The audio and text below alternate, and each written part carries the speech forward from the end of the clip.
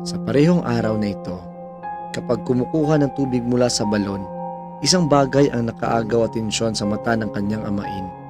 Ito ay isang nakakamangang hairpin na gawa sa pinong metal at nilagyan ng mga mamahaling bato. Tinitigan niya ang kanyang anak sa kanyang masamang mga mata at sinabi sa kanya, ibababa kita sa ilalim ng balon upang tignan kung mayroon pang mga hiyas.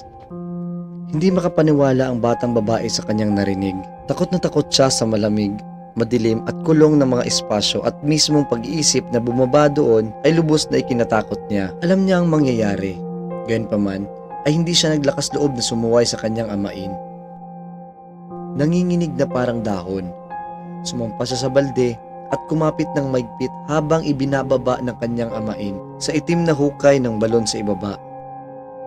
Biglang naputol ang hawakan ng balde at nahulog siya sa kadiliman hanggang siya ay tuluyan nang nawala sa paningin.